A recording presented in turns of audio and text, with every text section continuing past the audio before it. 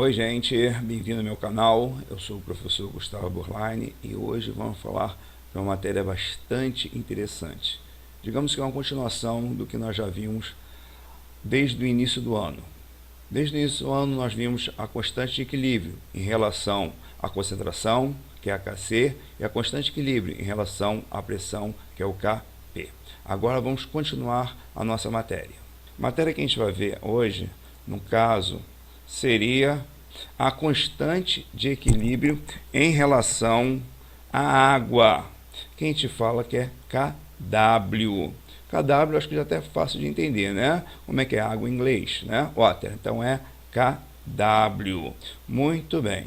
Acontece o seguinte, para a gente chegar nessa fórmula aí, nós temos que verificar o seguinte, verificar o que nós já aprendemos em relação ao Kc, ao Kp, lembra disso? Então, vamos lá um pouquinho mais para vocês relembrarem isso aí de Kp e Kc. Olha só, na água nós temos a água H2O, ela se dissocia em H+, mais OH-. Fazendo o Kc, lembra a fórmula do Kc? H2O, no caso, vem para baixo e fica H+ vezes OH- em cima e H2O embaixo. Lembrando sempre que H2O, a concentração da H2O é sempre constante, certo, gente? Então, o que vai acontecer nessa história aí é o seguinte, nós vamos então ter que fazer o cálculo desse Kc, tá? Lembrando o seguinte, tá? Vamos lá. Lembrando que H2O, que estava embaixo, ele vem para o outro lado da igualdade multiplicando. Então fica Kc vezes H2O igual a H+ vezes OH-, tá? Vezes OH-. Então eu vou ter então que Kc vezes H2O, a gente vai trocar de nome. A partir de agora, nós vamos chamar o KCH2O de Kw, que é a constante de ionização da água. Kw, que é o water. Que Kw é igual à concentração de H+ vezes a concentração de OH-. H+ e OH- é a concentração do ácido vezes a concentração da base. Certo, gente? Kw, H+ vezes OH-, nós vamos ter que calcular isso aí usando log. Ah, bem, aí já caiu naquele desespero, né? Meu Deus, vou ter que saber log outra vez. Eu vi isso ano passado, não lembrava mais. Bem, então log do Kw é igual ao log do H+, mais o log de OH-.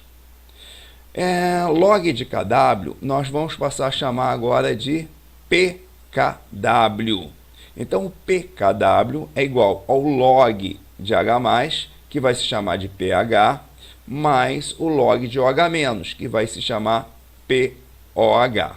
Então, pKw é igual a pH mais pOH, tá, gente? Acontece o seguinte, tá? Acontece o seguinte, o pH é menos o log na base 10 de H+, tá? Isso aí que a gente vai ter que calcular daqui para frente, tá? Isso aí que a gente vai ter que calcular, todos os cálculos que a gente vai fazer vai ser em log e o log na base 10. Então, vai ser mais fácil, que a gente não precisa converter, nós temos aí log na base 10. Bem, então vamos ver o que é o pH em si, tá? Vamos lá. pH é igual, deixa eu tirar a minha imagem aqui, que está atrapalhando um pouquinho vocês aí. Deixa eu reduzir a minha imagem aqui um pouquinho mais, colocar no cantinho aqui. Muito bem, vamos lá. Então vai acontecer o seguinte, escala de pH. pH, todo mundo deve ter ouvido falar, pH de um shampoo, pH de uma piscina. Então, todas as substâncias em solução aquosa têm o seu pH. Então, tem algumas coisas aí, né? A bateria colocou uma bateria pequenininha aí, mas na verdade é uma bateria de carro. Bateria de carro, você tem um pH aí próximo de 0. Nós temos aí também, se observar, ácido do nosso estômago, né? Ácido estomacal, tem o pH em 1. O limão tem o pH em 2. Tomate, pH 4.